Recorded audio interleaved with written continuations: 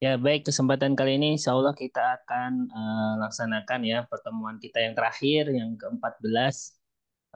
Sebenarnya benar, apa namanya, kalian kalau lihat di pertemuan 14 itu ada PPT, ada artikel, dan ini menarik juga. Jadi tiga metode terakhir itu saya pilihkan metode kekinian ya, kekinian yang low budget. Nah, ini akan sangat apa namanya cocok terutama untuk teman-teman introvert dan kepepet. Introvert dan kepepet, kemudian karena dan ya jujur lah kita apalagi orang introvert, orang yang kena screen terus ya sebelum tidur, bangun tidur, apa sih yang kita baca? Banyak kan sosial media, kemudian komen, bahkan kadang kita bisa screening, scroll ke bawah, komen terus bisa sampai ratusan ya. Padahal itu semua kalau kita bukukan itu bisa menjadi sebuah data yang menarik ya. Jadi sebuah penelitian sebenarnya dari sebuah akun ya, apa namanya komentar dan lain sebagainya. Jadi fenomena dunia sosial itu menjadi kemudahan kita untuk melakukan satu penelitian kualitatif etnografi ini yang dulunya namanya etnografi ya. Nah, ini apa namanya? Jangan lupa saya juga ingatkan, nanti saya ingatkan lagi sebelum terakhir ini ada kuisnya dan juga ada presensinya. Nah, hari ini kita akan belajar tentang etnografi ya. Jadi eh, ini saya juga bahkan sampai ikut pelatihannya ya. Jadi saya pakai materi ini. Padahal kalau pemanfaatannya dalam lapangan bisa jadi kita mengubah ya, menyesuaikan kemampuan dan lain sebagainya. Tapi kata-kata menarik di sini adalah low budget ya.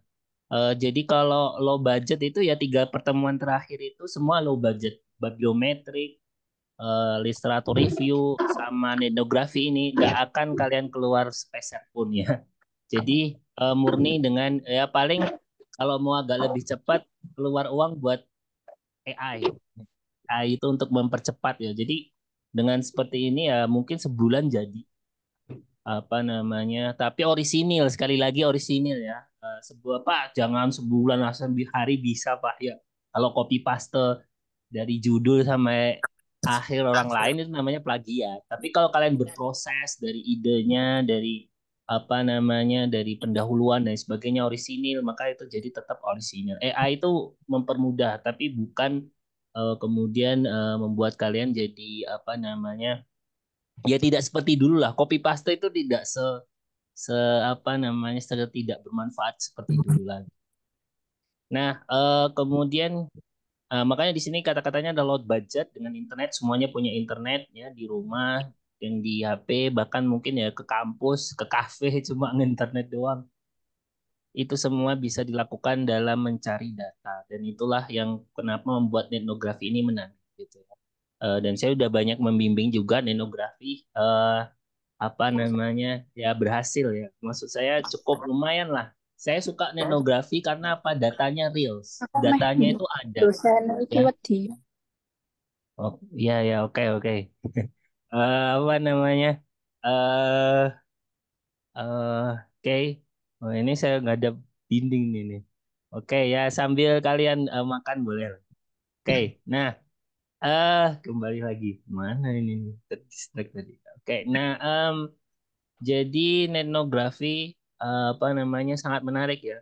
Sangat menarik karena yang saya suka adalah datanya tadi ya. Datanya itu real. Kenapa datanya real? Datanya itu ada. Sosial itu media ada. Jejak digital tuh ada. Bahkan jejak digital itu bisa bahan hukum ya. Orang status, ngomen bahkan bisa jadi kena pasal hate speech macam-macam itu dimungkinkan sekarang ini karena ada undang-undang ITE dan sebagainya. Itu maka yang apa yang ada di sosial media tidak lagi dianggap sebagai hal yang biasa tapi sebagai sebuah bukti ya. Nah, kita akan sedikit belajar nanti tentang karakteristik etnografi, topik potensial, batasannya, kemudian juga literatur reviewnya. Nah, karakteristik etnografi itu adalah diantaranya adalah, nah ini menarik sih, ada yang ini standar yang agak cukup lebih tinggi ya, artinya budaya dan komunitas tertentu. Jadi kalian kalau lihat, memang di antara karakter sosial media itu ya mereka membentuk komunitas tertentu ya. Ada yang komunitas misalnya yang suka Korea, kemudian Kemarin kita juga barusan ada bimbingan yang mengerjakan satu studi etnografi terkait komunitas X-Bank ya. X-Bank itu adalah mantan bankir X-Bank. X-Bank, komunitas X-Bank ya. Jadi sosial media X-Bank kita coba teliti. Nah ini kalau melihat dari sosial media itu sebenarnya ada dua ya. Ada yang pemilik akun, bagaimana dia men-share post, atau perilaku netizen. Nah ini sama dengan kalau satu memahami perusahaannya, yang satu masih memahami customernya. Kalau di dunia media sosial, memahami pelaku pemilik akun dan juga bisa opsinya adalah mempelajari adalah karakteristik atau perilaku dari komentar netizen. Itu juga bisa. Jadi budaya dan komunitas tertentu melalui internet sehingga memungkinkan peneliti mendapatkan pengetahuan yang mendalam terkait itu. Jadi bahkan sebenarnya yang lebih ideal ya sebenarnya komunitas WhatsApp group sih sebenarnya ya. Nah itu menarik kalau teman-teman ini juga mengungkap, saya kira itu juga ide yang menarik ya. Teman-teman pernah nggak dimaksudkan grup WA suruh nge-like sama apa namanya, suruh nge-like sama komen atau apa itu dapat gaji. Nah, itu menarik itu. Tapi ya hati-hati ya, emang itu kadang-kadang ada apa namanya pemanfaatan grup, kemudian ternyata ya awalnya ditransfer, tapi kalian nanti kena tipu atau kena skema Ponzi. Itu hati-hati. Tapi itu terjadi. Saya sering berapa kali saya di invite masukin grup gitu ya, grup WA, grup Telegram, kalau sudah ujarnya silahkan likes dan komen, Anda akan digaji sekian juta. Itu pasti fake, itu pasti penipuan. Saya langsung langsung keluar grup saya. Tapi sebenarnya, wah saya tak masuk grup aja. Kenapa? Saya mau meneliti. Nah ini menarik. Tapi hati-hati gitu ya. Saya pernah ini. Tapi kalau etnografi masih aman karena apa namanya online ya. Yang lebih sulit itu etnografi yang offline. Kalian kalau masih ingat, saya kemarin, kalau tahun kemarin saya sempat ngutip itu ya, apa Ini namanya, kami sebentar ini suaranya bocor ini. Siapa ini? orang Oh Hafiz ini, udah di ini. Oke. Nah, eh di antaranya adalah, oh ini Arfa nih, mungkin sambil sambil jaga pecel apa ini? Oh, kemana-mana lagi. Oh ya, ada kasus di Jogja baterainya tutup. mahasiswa. Oh ya, tutup ya Idul Adha. Oke. Siap, siap. Oke, dah. eh Apa namanya? Saya harus etnografi yang cukup ekstrim ya. Ada, tapi makanya etnografi itu kan kayak kita bagaimana menyelami sebuah komunitas untuk meneliti ya. Tapi kalau netno karena internet saya yakin cukup aman lah. Karena kan kalian di beda lokasi. Tapi pernah terjadi suatu kasus yang cukup ekstrim. Dan saya waktu itu baca-baca dan saya share di grup kelas tahun kemarin karena kejadiannya tahun kemarin ya. Itu mahasiswa Universitas Muhammadiyah Jogja itu dia dibunuh atau termutilasi gitu ya, dan bunuh bahkan sampai dimutilasi. Terus saya scroll terus cari info di antaranya, tapi ini belum proof juga ya, belum kita pastikan juga betul, tapi di antaranya dia katanya sedang meneliti komunitas gay apa-apa gitu, sehingga kemudian mendapatkan akhirnya mungkin ketahuan atau gimana, oh akhirnya mereka jadi dia peneliti yang jadi incaran, akhirnya gugur ya. Nah, itu terjadi. Makanya ya gimana lagi, mungkin dia saking ingin mendalaminya masuk ke komunitas gay, kemudian ya tapi sayangnya itu sangat berbahaya ya. Tapi makanya kalau kayak gitu etnografi aja.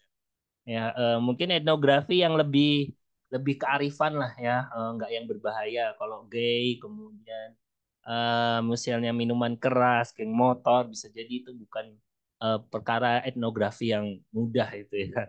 Sangat susah. Nanti bisa masuk nggak bisa keluar. Nah, ya itu ini ya. Tapi kalau Netno aman, kenapa? Karena kalian online, ya. Jadi komunitas tertentunya apa gitu ya. Contoh yang kemarin komunitas, karena banyak. Saya bahkan bukan hanya sekedar komunitas, mungkin nanti di antaranya semua data di internet yang melibatkan manusia, netizen, review, komentar di Google Review kan, itu bisa. Kalian kan misalnya juga mau ke apa namanya beli sesuatu, nah itu apa namanya e-commerce ya, apa namanya itu juga banyak komentar-komentar, itu bisa dipelajari juga. Ya, artinya komentar-komentar netizen itu sebenarnya palsu apa asli gitu ya. Jadi eh, ada apa namanya kita bisa memahami. Jadi ada fenomena kompleks dari perspektif pengguna. Nah, ini user, menarik nih user. Karena juga saya ada beberapa yang sudah kita coba dan cukup berhasil yaitu etnografi tentang penggunaan aplikasi. Terutama aplikasi kemarin yang kita sudah pernah lakukan di aplikasi apa namanya aplikasi apa namanya Islamic Microfinance BMT ya aplikasi BMT kemudian aplikasi yang sekarang berjalan aplikasi Waris sebelumnya aplikasi fintech juga. Nah, beberapa itu aplikasi kan banyak juga ya keuangan Islam mengeluarkan produk. Nah, kita meneliti tentang bagaimana komentar netizen atau istilahnya bagaimana isi konten analisis dari komentar-komentar mereka gitu ya. Jadi kita harus familiar dan lain sebagainya. Maka perlu ada pertanyaan dulu. Nah, sebenarnya lebih spesifik. Nah, ini kualitatif itu ya. Salah satu kerumitannya di antaranya ketika kita terlalu umum akan terlalu luas datanya dan kita cukup kesulitan membagi. Semakin spesifik itu semakin mudah kita menyelesaikan studi tersebut. Ya, nanti contoh misalnya contoh kayak sebenarnya kita kemarin saya coba mengembangkan etnografi yang umum. Awalnya itu cuma membedakan negatif positif gitu. Kemudian kita cari teori. Kalau seandainya ada teori yang bisa mempermudah kita menganalisis ya konten-konten dari komentar netizen dan sebagainya, itu akan lebih baik. Jadi intinya kalau punya fokus itu lebih punya bisa lebih selesai. Gitu ya. Nah, bidang apa saja semuanya bisa. Ya, makanya saya sangat apa namanya mengajarkan ini ya. Kita kan nggak tahu kalian misalnya akhirnya kerja di mana.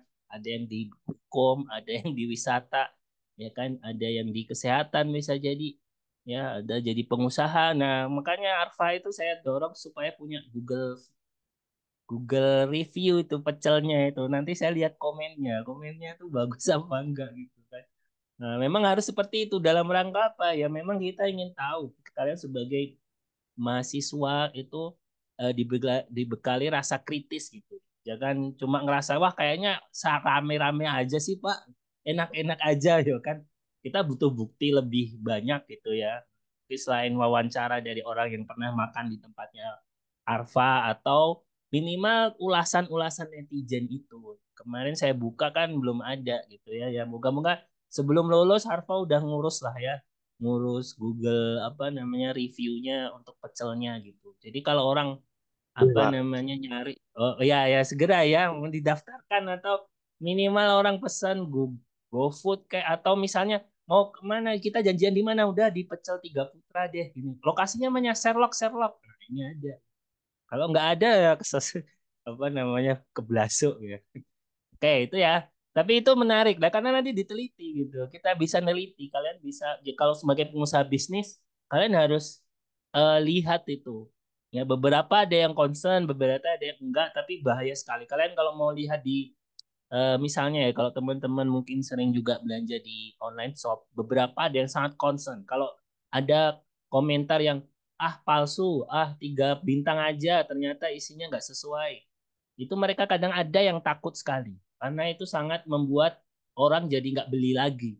Ada beberapa ya, tapi ada juga yang acuh gitu ya. Tapi itu sebenarnya bahaya. Semakin ratingnya rendah, misalnya di bawah 4, nah itu sulit untuk mendapatkan kepercayaan untuk dibeli.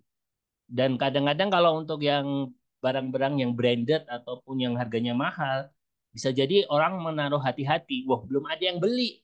Jangan-jangan saya beli ngezong lagi, akhirnya kena tipu lagi kan. Nah, itu bahaya sekali. Dan saya juga pernah hampir ketipu ya. Waktu itu harganya dibuat hampir 50% lebih murah dibandingkan harga di pasar. Dan tidak ada yang beli. Waktu itu saya sudah transfer, sudah check out. Kemudian di tengah-tengah saya baru ngerasa, sebentar, kayaknya ada yang salah deh. Nah, sebelum dikirim masih dikemas. Nah, si sellernya itu nelpon saya. Si sellernya nelpon bahwasanya minta tolong screenshot apa namanya nota pengiriman gitu. Menurut saya kok aneh. Kenapa kita pembeli kok dibuat susah gitu ya? Suruh apa foto ini wah, kayak udah mulai baru itu kerasa, wah ini penipuan. Jangan-jangan kalau saya nge-share shoot, kemudian saya kirim, wah berarti selesai. Akhirnya dinyatakan apa yang saya beli itu dinyatakan diterima mungkin ya, uang saya nggak bisa balik. Oh akhirnya, tapi alhamdulillah masih selamat. Nah, itu penipuan-penipuan online. Nah, itu menarik juga. Jadi banyak banget kasus gitu ya. Siapa tahu juga ada posting. Jadi mungkin nggak harus wawancara. Kalian pantik suara-suara orang dengan memposting sesuatu misalnya. Misalnya pas saya pengen wawancara korban penipuan KPR syariah gitu ya. Tapi saya nggak tahu siapa yang jadi korban dan sebagainya. Kenapa nggak kamu bikin post atau kayak aduan online apa gitu ya, supaya orang tahu apa namanya ngasih unek-uneknya di sana. Nah itu jadi sumber data gitu ya. Nah, jadi data yang terkait apa namanya masalah dengan topik, website bisa, World Bank dan lain sebagainya. Kemudian dipetakan dahulu yang sebelumnya gimana, terutama ketika misalnya metode yang ada di penelitian-penelitian sebelumnya itu mengandalkan apa namanya misalnya data lapangan gitu ya, data lapangan yang berupa temuan fisik interview gitu, dan belum ada studi yang menggunakan data online. Nah, kalian bisa aja sampaikan itu dari apa namanya ke sebuah gap gitu, padahal data onlinenya sudah banyak.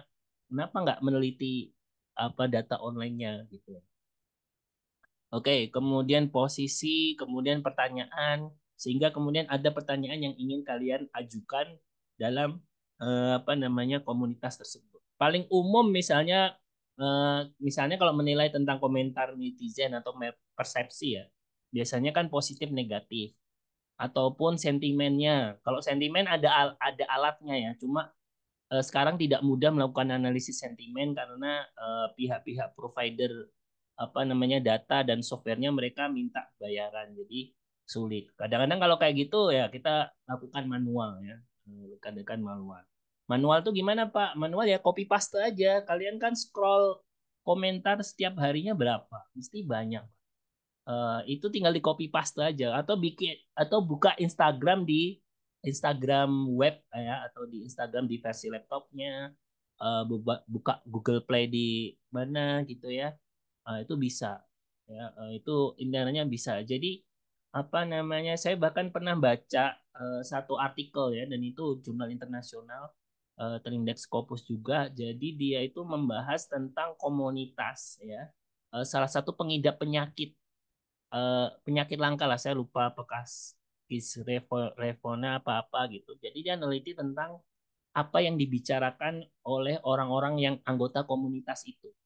Dan di antara temuannya adalah mereka saling menyemangati lah ya, menyemangati karena memang penyakit langka dan mungkin harapan hidupnya sedikit, itu diteliti sama si peneliti dan itu jadi gitu ya, sebuah komunitas itu. Dan menurut saya menarik itu, misalnya belum ada juga, saya juga ada jadi ide nih, tapi saya juga belum tahu apakah lembaga zakat bisa sampai segitu jauhnya ya. Misalnya lembaga zakat ini kan fokusnya mengentaskan mustahik penerima zakat. Nah, penerima zakatnya ini dibuatin grup WA gitu. Kemudian kita teliti apa yang menjadi diskusi grup WA mustahik, atau mustahik itu penerima zakat gitu. Apakah mereka saling menyemangati, kemudian saling mendukung untuk keluar dari kemiskinan yang kemudian bertransformasi ya dari menerima zakat kemudian bisa memberi zakat. Itu juga belum ada nih. Atau kadang-kadang ya memang apa namanya ya, kalau kita Pak beban-bebanin kita aja bikin grup, orang yang penting duitnya ada terus disalurin. Nah kadang-kadang kan terlalu lemah ya. Padahal kalau seandainya diperhatikan sampai sedemikian rupa gitu ya, penerima zakat dibikinin WhatsApp grup supaya mereka itu terpantau gitu, betul-betul memanfaatkan daging atau kok daging karena sekarang Idul Adha ya, memanfaatkan harta zakatnya itu sesuai dengan peruntukannya gitu ya. Nah, mana aja sosial media, Instagram, Facebook, Twitter, hashtag caption. Nah, ini pernah juga nih caption itu yang di itu ya. Saya juga pernah tapi belum belum belum ini ya, belum berhasil dipublikasikan ya. Sosial medianya Pengadilan Agama, teliti gitu ya. Kalian sosial medianya bank mana? Misalnya Bank Syariah, Bank atau KNEKS gitu ya, Komite Nasional Ekonomi Syariah. Atau perbandingan sosial media bank-bank syariah di ASEAN misalnya ya, ambil bank terbesar. Yang penting kalian bisa akses gitu ya. YouTube-nya ya melalui komentar-komentarnya, laman sosmed orang. Nah, ini menarik nih orang. Berarti kayak Hafiz Abiuddin misalnya itu kita teliti gitu ya sebagai pemerhati. Ya kayak dipraktekkan di kelas ya. Jadi itu penelitian gitu ya. Dan bahan roasting itu saya lihat stand up komedi mereka sebelum bikin bahannya ternyata bikin riset sederhana sebenarnya terkait kekurangan informasi dan lain sebagainya. Pemerintah, nah terutama pemerintah ya, pemerintah macam-macam. Nah, saya juga punya ide lagi jadinya nih, misalnya tentang sosmed Kementerian Pariwisata atau Dinas Pariwisata. Apakah benar-benar mereka sudah mempopulerkan apa namanya pariwisata halal gitu ya? Apa ternyata saat ini ya nggak banyak atau malah nggak ada, ya kan? Padahal gembor-gembornya adalah ekonomi syariah, tapi dinas Nah, ini Mbak lagi pariwisatanya kelas apa itu? dinas dinas pariwisatanya itu tidak apa namanya tidak menggunakannya dengan baik gitu ya. Forum online ya, Kaskus, Detik Forum, Backpacker, WA Group nih saya jelaskan WA Group Mustahik, WA Group Muzaki, WA Group nasabah ya, misalnya nasabah korban penipuan itu juga itu atau nasabah yang aktivitas ribawi gitu ya.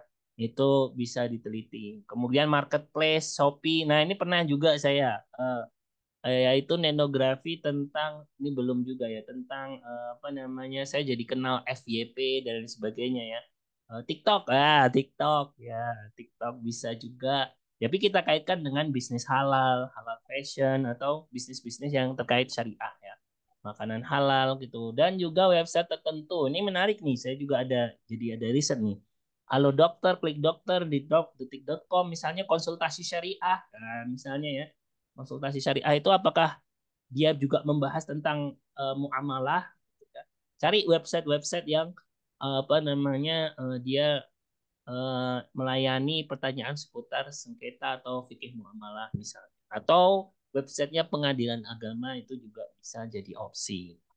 Nah, kemudian nah ini menarik teman-teman. Jadi kalau di tempat kemarin ya kalau masih ingat saya kemarin di mana ya saya tanya di antara kelas B, kelas C di antaranya kalau lagi hangout ada banyak perempuan di situ kriterianya apa gitu ya. Jadi ini menarik. Jadi Pak datanya banyak Pak 1.000, 2.000, 30.000 macam-macam ya data di sosial media. Nah eh, terus gimana Pak? Emang saya kuat Pak? Ya memang nggak kuat nih saya tahu. Terus gimana caranya? Ya dibatasi lah. Ya dibatasi satu komunitas, dua komunitas misalnya, atau bahkan kemarin juga misalnya saya ada telitian kemarin diantaranya adalah tentang sosial media hotel syariah. Sosial media hotel syariah berapa hotel Pak? Ya, kita batasi berapa? 5 aja. Terus kriterianya gimana? Dibuat kriteria, misalnya 5 akun hotel syariah, minimal follower sekian, silahkan. Ya, dibatasi tahunnya. Pak, datanya banyak banget. Kemarin ya, ya di ini. Udah bikin yang setahun terakhir aja atau 6 bulan terakhir. Kemudian kriterianya apa? Misalnya kalau aplikasi ya, aplikasi misalnya aplikasi dengan rating 4.5 ke atas gitu. Dan lain sebagainya ya kemudian diambil semuanya ya. Ini kalau mau sampling tapi menurut saya data sosial media itu tidak harus sampling jadi yang penting kalian punya kriteria dan batasan kemudian kalian ambil datanya itu udah cukup ya. Pak berapa Pak idealnya ya kalau saya sih sarankan misalnya kalau sudah masuk ratusan udah oke lah tapi kan data ya data apa namanya komentar dan sebagainya.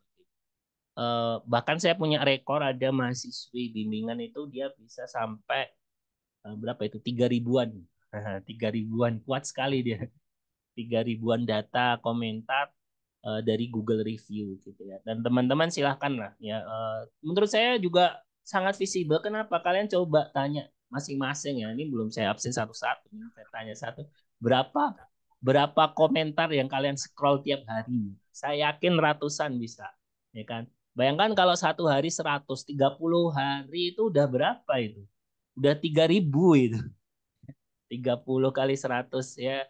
Udah 3.000 data itu kalau jadi apa namanya penelitian kan ya, daripada kalian cuma scrolling ya. Kalau bedanya etnografi kalian scroll sambil di copy kemudian diteliti nantinya, tapi memang harus punya ini sih, punya apa namanya tujuan penelitian dulu ya, sasaran ya. Ini kemudian individu tertentu, influencer, artis, makeup artis, edukator. Ya, kalau influencer misalnya influencer yang syariah lah, ada nggak ya? Influencer ekonomi syariah ada nggak? Nah, itu menarik. Atau influencer investasi halal, influencer bisnis halal tanpa riba, di situ ya. Influencer konstruksi tanpa utang, tanpa riba, dan macam-macam. Itu menarik kita teliti. Oh, jangan-jangan cuma sosmednya belakangnya ya sama aja. Ya, kita kan nggak tahu, itu menarik untuk diteliti. Topik topik tertentu ya semakin ini ya, penyakit dan sebagainya ya. Oke, Instagram untuk campaign. Nah, untuk kampanye ini menarik nih. Saya ada riset juga, ini menarik. Dan sekarang udah banyak alat-alat bantu juga, software namanya engagement rate ya. Jadi dia ngukur tentang likes, komen, itu jadi ini juga jadi apa namanya riset yang bagus juga gitu ya. Kemarin kita hampir hampir diterima sih, kita udah sampaikan revisi terakhir, yaitu kita bahas tentang kampanye satu akun peduli lingkungan di Masjid Salman ITB. Masjid Salman ITB itu kan masjid ya, masjid yang ya salah satu ikon wisata lah di Kota Bandung, dan kita kaitkan dengan wisata halal ya, di antaranya Masjid ITB yang dia menerapkan sistem ramah lingkungan. Karena dulu saya juga sempat dikasih tahu nih, siapa yang pernah ke Bandung atau orang Bandung di sini, katanya itu apa namanya, air wudhunya itu ketika habis selesai wudhu tuh diolah lagi jadi air lagi katanya ya. Tapi oke lah, saya ambil itulah yang menurut kita apa namanya, menurut tim peneliti adalah salah satu fenomena yang unik gitu. Dan kita sampaikan, dan di mata internasional menarik gitu ya, masjid menerapkan sistem ramah lingkungan. Nah, itu menarik. Dan itu kan belum banyak yang menyinggung ya. Belum banyak yang menyinggung. Apa namanya, banyak kan mungkin masjid saat ini adalah keindahan arsitekturnya. Tapi untuk misalnya ke ramah lingkungannya itu masih sedikit yang dibahas. Nah, itu intinya itu. Jadi menarik lah, sangat banyak ya. Kemudian jadi kalian ada banyak sekali ya apa namanya topik-topik riset, topik-topik kalian, kalau ya saya tahu lah Gen Z itu hidupnya mungkin separuhnya di sosial media ya kan. Cuma apa namanya kadang bahkan ya walaupun kalian nggak ini ya, nggak aktif ya. Saya kemarin kita pernah bongkar-bongkar followernya banyak, nggak ada postnya.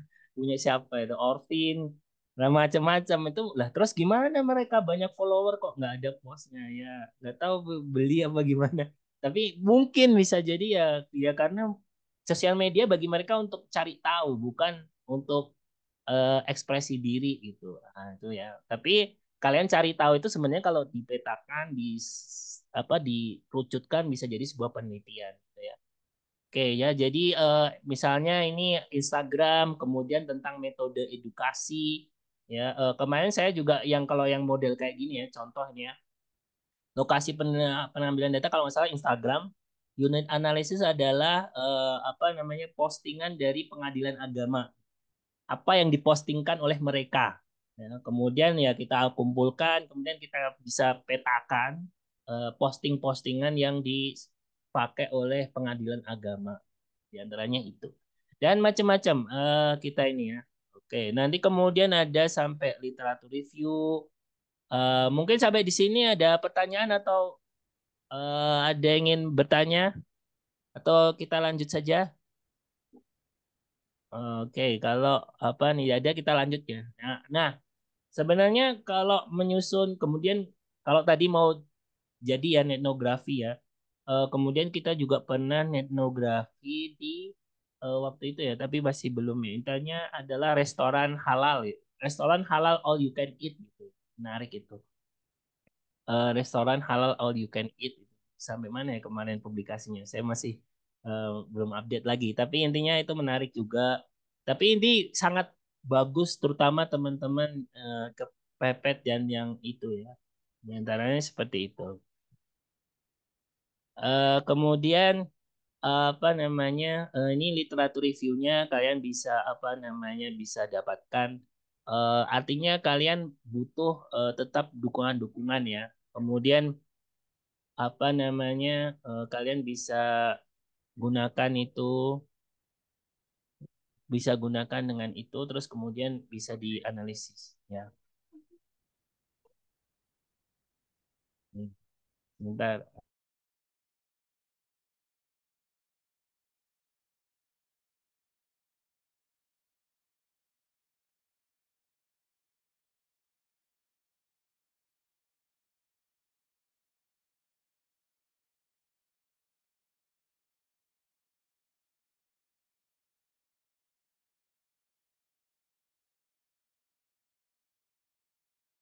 Sepertinya saya juga nggak akan lama ya. Ini sangat menarik materi ini ya. Apa namanya? Tapi saya kira saya nggak akan bisa selesai jawab ataupun nyampaikan semuanya. Ini biasa kalau udah online dan ini di apa di rumah ya ada sedikit gangguan-gangguan sedikit. Tapi apa namanya? Silahkanlah ya gunakan dan ini oke kita akan bahas tentang contoh artikel ya. Nah, karena udah setengah jam, nah ini contoh artikel teman-teman. Ini menarik. Ini adalah etnografi juga basisnya. Dia neliti tentang apa namanya identitas visual di kota-kota ASEAN gitu ya. Sebuah etnografi analisis. Kalau kita baca di sini artikelnya cukup sederhana. Ya, data apa yang dia pakai ya apa yang bersumber dari internet gitu ya. Kemudian berapa kota saja? Apakah semua negara ASEAN? Enggak, dia pilih-pilih juga. Nah, itu namanya batasan ya. Ini data collection, kemudian analisis interpretation-nya dia adalah content analysis ya. Kemudian dia coba mengcapture ya city branding, city identity, kemudian ada image-nya. Ini diantaranya ini dari data-data TripAdvisor dia masukkan gitu ya. Ada 4 negara yaitu Singapura, Kuala Lumpur, Jakarta, dan Ho Chi Minh City. Itu artinya Vietnam ya. Kemudian top reviewnya dia mulai gali, artinya data-data internet terkait review, dan sebagainya. Ini bisa jadi batasan nih. Jumlah followers, jumlah komentar yang disematkan di Google reviewnya itu bisa jadi batasannya. Nah ini contohnya. Jadi kalau Singapura itu apa namanya brandingnya adalah fashion made possible dan ikoniknya adalah Marine Bay. Dan ini ada kata-kata ini kata-kata mana Pak? Ini apakah wawancara? Enggak, ini bukan wawancara. Ini adalah contoh review komentar yang ada di internet. Ya. Jadi nggak harus wawancara, nggak usah janjian. Itu datanya udah ada. Kalau Kuala Lumpur ini kita langsung ke Jakarta aja. Nah, ini Jakarta ya. Enjoy Jakarta ini tahun 2004. Kalau pas zamannya Pak Anies namanya kolaborasi atau macam-macam lah ya itu silakan ini dari ngobrol politik nih dia apa tapi intinya itu adalah ini ikonnya adalah Monas gitu ya dan ini iconic statue dan sebagainya. Kemudian yang kedua adalah ini yang menarik juga. Yang ini adalah tentang apa namanya pengalaman yang tak terlupakan dalam kunjungan in slow cities gitu ya, etnografi lagi. Jadi ini satu kasus studi kasus ya di Helvetii. Helvetii salah satu tempat objek wisata. Kalian bisa sebutkan lah di Indonesia ini ada Kota Tua, ada nggak tahu kalau di Solo itu ada apa misalnya Museum Keris dan lain sebagainya, ada Sekaten misalnya, itu bisa. Ya, dan ini kemudian dibuat, tapi dia menariknya yang di artikel ini dia punya teori tertentu ya tentang apa namanya pengalaman sehingga kemudian dibedakan apa namanya reviewnya itu dianalisis berdasarkan apa namanya ini ya tematik-tematik ini. Akhirnya menjadi apa namanya eh, eh, apa namanya tema-tema ini admiration, aktivitas, alami, sejarah, local culture, restoran, location dan sebagainya. Ini ketika dia menganalisis semua data review yang ada. Dan ini menarik, makanya caranya ya kita harus mencari data dulu. Oke. Nah, kemudian artikel yang kedua yaitu tentang ini yang kita tulis gitu ya dari salah satu bimbingan juga. Kalau ini tentang spiritual dan experiential dimension ya. Jadi kita ngumpulkan data, kemudian diantaranya kita bagi dari apa namanya indikatif quotes ya. religious reviews ya. Jadi pengalaman religiusnya itu apa sih? Kalau kita katakan oh karena ada Timur Tengahnya, kalau karena ada jemaahnya, ada masjidnya, ada uh, religious voice speaker macam-macam. Kalau positif reviewnya apa? Karena kebersihan paling tinggi, servisnya sama health protokolnya paling tinggi, kemudian dan lain sebagainya. Kemudian yang ini adalah ini perbandingan gitu ya, perbandingan antara apa namanya Google Review sama TripAdvisor. Sebenarnya ada satu lagi ya yang mungkin apa namanya tadi terkait dan ini cukup menarik karena apa datanya itu jelas gitu ya, datanya ada daripada teman-teman kadang apa namanya wawancara terus udah wawancaranya sebentar nggak direkam lagi, jadi kadang datanya itu tidak terlalu kelihatan ya, tapi beda sama etnografi ini. Etnografi datanya cukup jelas bisa di trace ya. Kita bisa sebutkan. Nah, ini saya pernah ini yang bimbingan untuk apa namanya Islamic Donation Mobile Application ya. Jadi kayak aplikasi apa namanya donasi zakat wakaf termasuk. Kemudian kita bikin ininya apa namanya batasannya aplikasi dengan rating di atas 4,5 atau 4,6 atau di atas 1,4 ya. 4.0. Kemudian ada banyak data yang kita ambil, kemudian kita bagikan positif dan negatif. Ya, itu dulu sih, sekarang harusnya lebih bagus lagi. Ya, jadi ada banyak ide, tapi positif negatif kan salah satu juga alasan ya. Jadi teman-teman bahkan itu penting banget kalau kalian kerja di manapun, kemudian punya sosial media yang cukup aktif, kalian minimal itu kan menganalisis terkait hal itu ya. Artinya apa komentar negatif dari netizen sehingga kemudian apa langkah perbaikan kita. Kemudian kalau komentar positif bagaimana kita mempertahankan dan itu menjadi apa namanya fokus penjagaan image dari brand ataupun perusahaan kita. Baik, mungkin itu saja yang bisa saya sampaikan ya. Kurang lebihnya mohon maaf. Belum sampai 8:30, tapi ya semoga bisa bermanfaat lah bagi teman-teman semuanya. Saya ucapkan terima kasih atas kedatangannya. Apa namanya? Selamat merayakan Idul Adha. Ya, nanti kalau ada pertanyaan bisa Japri atau ya ada pertanyaan nggak ini untuk malam ini? Ada satu dua? Nggak ada ya? Oke, kalau nggak ada ya udah nanti eh nggak ada. Halo? Udah ada. Belum. Oh, nggak ada. Oke, terima kasih. Nah, jadi apa namanya yang jelas kalau ada pertanyaan misalnya terkait UAS ataupun konsultasi silahkan gitu ya. Masih ada waktu 3 minggu.